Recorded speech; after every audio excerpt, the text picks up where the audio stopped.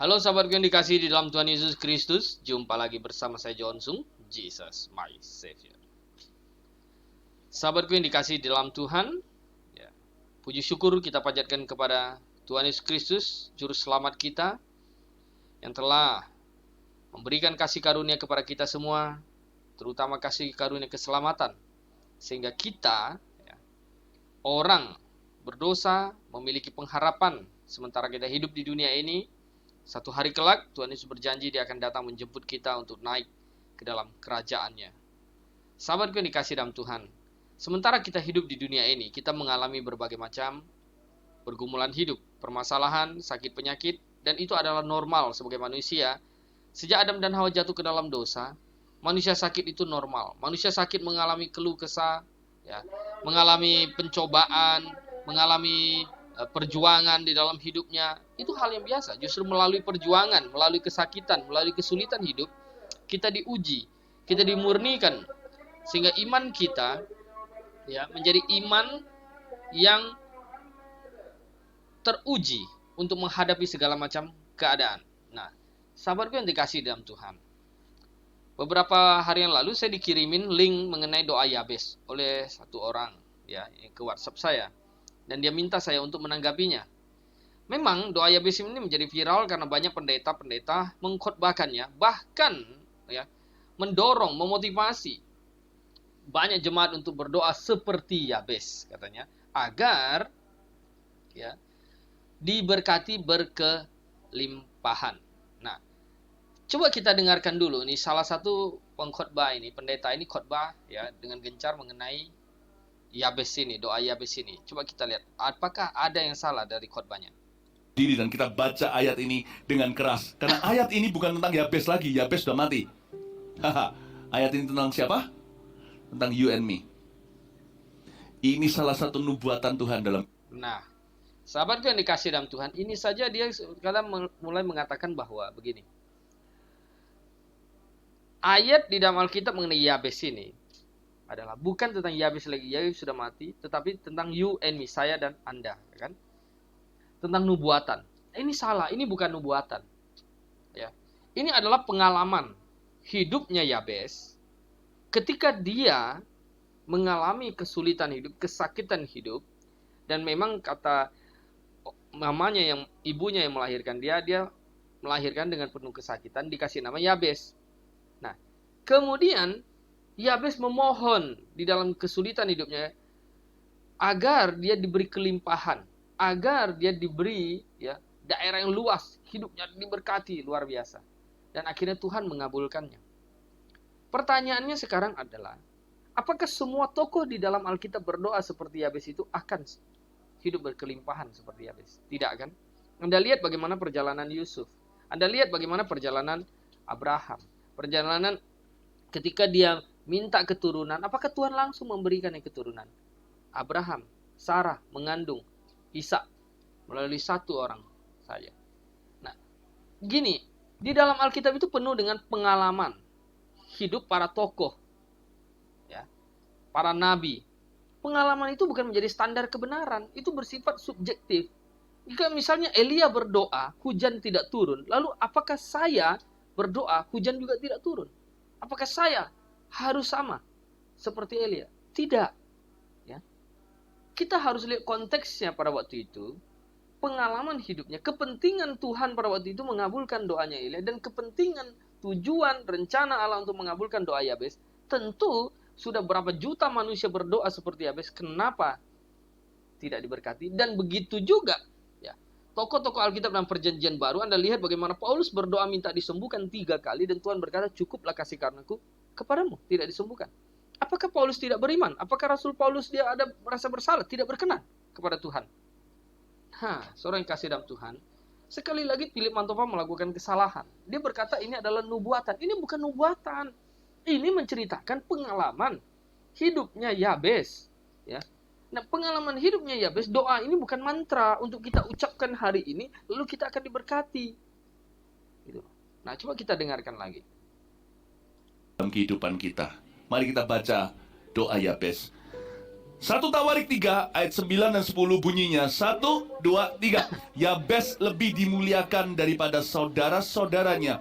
Nama Yabes itu diberi ibunya kepadanya, sebab katanya, aku telah melahirkan dia dengan kesakitan.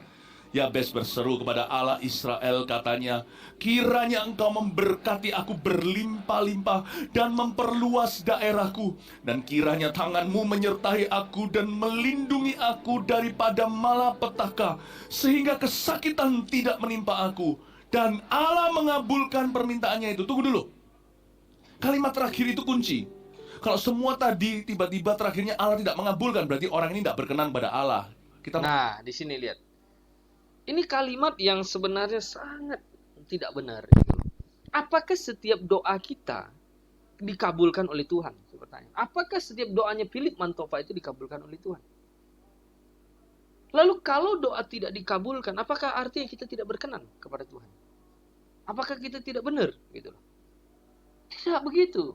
Ya, saya tadi contohkan berapa kali Paulus berdoa, 3 kali, dan Tuhan tidak sembuhkan dia. Lalu apakah hidup Paulus tidak berkenan? Dia rasul yang menginjil, memberitakan Injil. Sampai rela nyawanya diberikan. Mengalami penderitaan. Ya, mati demi Injil, hidup demi Injil. Nah, saudara yang kasih di dalam Tuhan, begini. Ya, doa kita kepada Tuhan adalah, kita pertama itu bukan banyak minta, bukan banyak memohon permintaan. Sekarang kita mohon berlimpah-limpah hidup kita. Untuk apa? Tuhan tanya, tujuanmu untuk apa? Motivasimu untuk apa? Saya kasihmu berlimpah-limpah hidup. Kasih kamu kekayaan harta. Untuk apa? Sekarang saya tanya.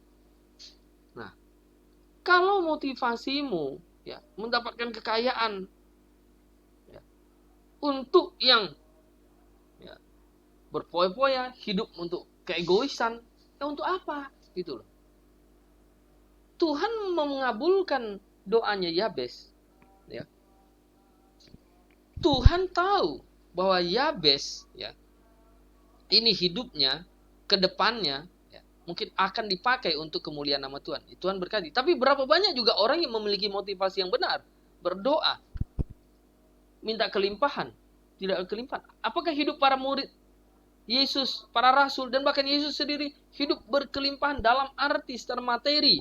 Kalau secara rohani ya pasti. Nah, sahabatku yang dikasih di dalam Tuhan. Oleh sebab itu, akhirnya ya, kalau orang datang ke gereja, berkumpul ke gereja dengan motivasi ingin hidup berkelimpahan, cari Tuhan ingin hidup berkelimpahan, itu salah. Tuhan berkata, carilah dahulu kerajaan Allah dan kebenarannya. Kerajaan Allah itu artinya pastikan diri kita itu ya masuk surga. Dengan cara apa? Kebenarannya, patuhi kebenaran firman Tuhan. Tujuannya itu bukan mencari kelimpahan, tapi pastikan, Tuhan, saya ini orang berdosa loh. Saya tidak bisa masuk surga. Saya butuh anugerah-Mu. Saya membaca firman-Mu mengatakan bahwa Engkau Yesus Kristus telah mati di kayu salib, dihukumkan menggantikan semua dosa saya. Saya mau bertobat, mau berhenti dari segala kefasikan, dari segala hidup yang tidak benar. Saya mau mengikut Engkau Yesus dengan sungguh-sungguh, dengan setia dan percaya Engkau sebagai juru selamat saya yang telah mati di kayu salib menanggung semua dosa saya. Dosa yang dulu, yang sekarang, yang akan datang. Saya percaya kepadamu sungguh-sungguh. Nah, tujuan motivasi kita datang kepada Tuhan itu adalah Injil. Bertobat dan percaya kepada Yesus Kristus. Bukan dengan motivasi untuk mencari kelimpahan. Untuk berdoa, untuk memperluas wilayah. Emang kamu mau jadi apa? Punya luas wilayah besar-besar. Ya. Lalu kalau tidak mengenal kebenaran, tidak diselamatkan, itu sia-sia. Tuhan Yesus berkata, ya, orang yang memiliki ya, jika engkau memiliki seluruh dunia tapi kehilangan nyawa, untuk apa? Gitu loh. Ya, jadi seorang yang kasih di dalam Tuhan, ya, saya mau kasih tahu Anda, ya, doa Yabes memang tidak salah. Tetapi kalau memotivasi orang, selalu menganggap Yabes ini sebagai sebuah contoh nubuatan tentang ya, you and me. Kemudian kita terus membaca doa itu, ini sebuah kesalahan. Ini ketidakbenaran, ya. Ini tidak benar, gitu loh. Nah, saya ingin kasih lihat Anda, sebenarnya itu begini. Kalau di dalam Alkitab memang banyak sekali ya tentang doa-doa, ya. Tentang doa-doa, bagaimana berdoa, tokoh-tokoh Alkitab berdoa, ya. Banyak sekali itu tentang doa-doa itu, ya.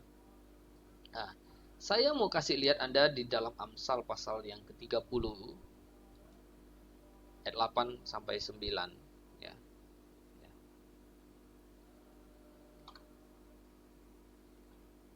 Ini doa Agur bin Yake. Perkataan ayat 1 di sini kan, perkataan Agur bin Yake dari Masa. Tutur kata orang itu, aku berlelah ya Allah, aku berlelah sampai habis tenagaku. Kemudian dia memohon kepada Tuhan. Lihat di sini, Anda baca. Ini doa yang bagus menurut saya. Ini representasi daripada iman saya itu seperti ini. Saya tidak mencari kelimpahan seperti apa yang didoakan Yabes. Ya, karena saya takut. Ya, kalau saya berkelimpahan, justru iman saya, pencobaan itu terlalu berat. Saya tidak berdoa gitu seperti Yabes. Karena saya lihat bahwa begini. Keteladanan Paulus, teladanan murid-murid tidak mencari kelimpahan, tetapi mereka mencari kerajaan Allah dan kebenarannya, memberitakan Injilnya, asal ada makanan dan pakaian, cukuplah. Nih, 2 hal aku mohon kepadamu, kata Agur bin Yake. Jangan itu kau tolak sebelum aku mati. Yakni, pertama, jauhkanlah daripadaku kecurangan dan kebohongan. Jangan berikan kepadaku kemiskinan atau kekayaan. Biarkanlah aku menikmati makanan yang menjadi bagianku. Supaya, kalau aku kenyang, aku tidak menyangkalmu dan berkata siapa Tuhan itu. Atau kalau aku miskin, aku mencuri dan mencemarkan nama Allahku. Nah, sahabat yang dikasih di dalam Tuhan, Anda perhatikan di situ. Ya. Agur bin Yaki berdoa, jauhkan padaku kecurangan kebohongan. Kalau hidup punya ambisi untuk meraih kekayaan, kelimpahan harta benda yang banyak, itu biasanya itu salah. Dengan jalan yang salah, penuh dengan curangan. Alkitab berkata kok, akar segala kejahatan adalah cinta uang. Jangan dicintai uang itu. Nah, kita harus berdoa demikian. Jauhkan daripadaku kecurangan kebohongan. Jangan biarkan aku miskin. Jangan berikan aku kemiskinan atau kekayaan. Kenapa? Ya. Biarkan aku menikmati makanan yang menjadi bagianku. Artinya gini, target saya itu bukan kaya. Target saya itu ada kerja keras, rajin, setia kepada Tuhan, dalam segala keadaan, baik suka maupun duka, baik miskin maupun kaya, baik dalam segala kesulitan pergumulan hidup, saya akan setia kepada Tuhan. Setelah saya bekerja sekeras-kerasnya, setelah saya berjuang seberat-beratnya, saya akan menikmati apa yang menjadi bagian hak saya, yang Tuhan berikan kepada saya, melalui perjuangan saya. Saya cukup menikmati apa hak saya. Nah, Tuhan akan mencurahkan berkatnya, saya akan bekerja dengan sebaiknya, dan apa yang menjadi hak Tuhan akan saya kembalikan kepada Tuhan, dan apa yang menjadi hak saya untuk hidup saya akan pakai untuk memuliakan nama Tuhan. Gitu. Karena Tuhan memerintahkan kepada saya untuk simpan harta di sorga. Saya tidak ada rencana untuk hidup di dunia ini penuh dengan kelimpahan.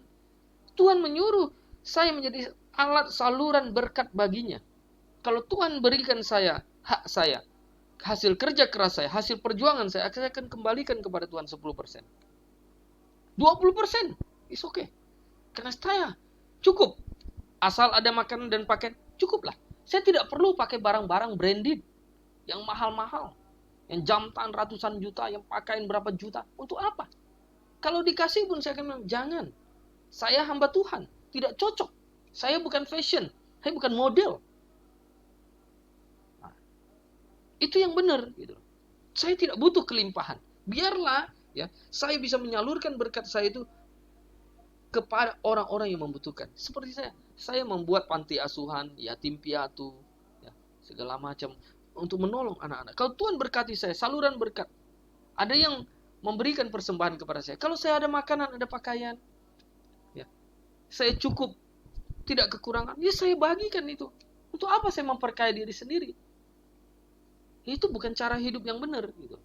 Nah, oleh sebab itu Agur bin Yake berkata gini, supaya kalau aku kenyang, aku tidak menyangkal namamu dan berkata, siapa Tuhan itu? Orang kaya itu cenderung sombong. Makanya di dalam Alkitab itu semua cerita tentang orang kaya itu adalah negatif. Karena apa? Karena hidupnya udah kaya itu pasti sombong, identik. Dia merasa dia memiliki segalanya, memiliki uang. Dia tidak perlu berdoa, berharap kepada Tuhan untuk Tuhan berkatilah kami. Ya, makanan sehari cukuplah untuk sehari. Dia tidak perlu itu. Dia merasa hebat. Maka orang kaya yang berkata, oh tersedia bagiku berlimpah-limpah. Ya, lumbung-lumbungku penuh. Nah, Tuhan berkata, engkau orang kaya yang bodoh. Malam ini juga akan mengambil nyawamu. Habis. Kan? Jadi sahabat yang dikasih di dalam Tuhan. Ya, saya justru berdoa, Tuhan, jangan berikan saya kekayaan. Karena nanti saya kaya.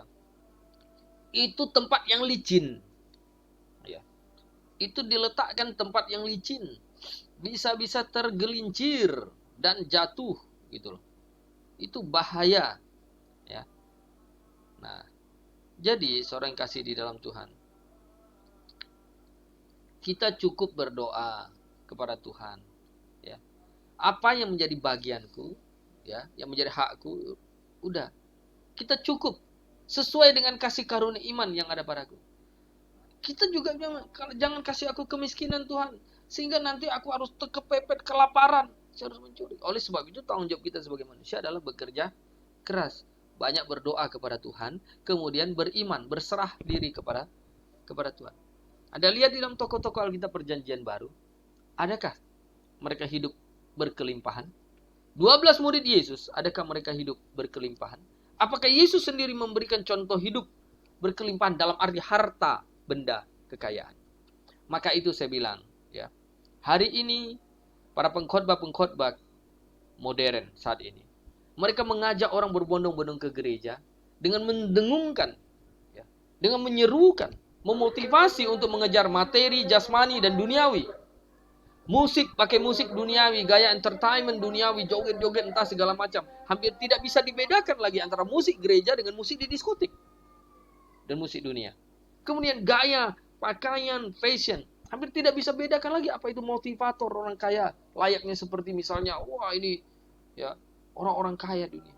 Anda bisa bedakan kan? Motivator itu adalah dia jadi kaya melalui dia omong menjadi motivator. Tetapi kalau misalnya kita dengar Jack Ma berbicara, dia itu sudah kaya, baru dia menjadi motivator. Nah, tapi motivator zaman sekarang itu adalah dia menarik orang, oh gaya hidup saya harus begini, cara saya harus jual begini. Dia jadi kaya karena beli tiket itu mahal. Nah, seorang yang kasih dalam Tuhan, saya kasih tahu begini. Ya.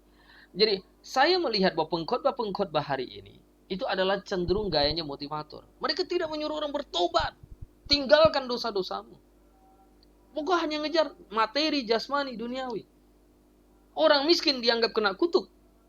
Orang hidup susah dianggap tidak berkenan. Tadi dikatakan tidak berkenan kepada Tuhan. Ya. Doa tidak dikabulkan, tidak berkenan kepada Tuhan. Saya katakan, apakah semua doa kita itu dikabulkan oleh Tuhan? Semua permintaan kita dikabulkan oleh Tuhan? Ya tidak. Kalau semua dikabulkan, berarti Tuhan kamu anggap seperti pembantu. Kamu minta apa aja dikasih.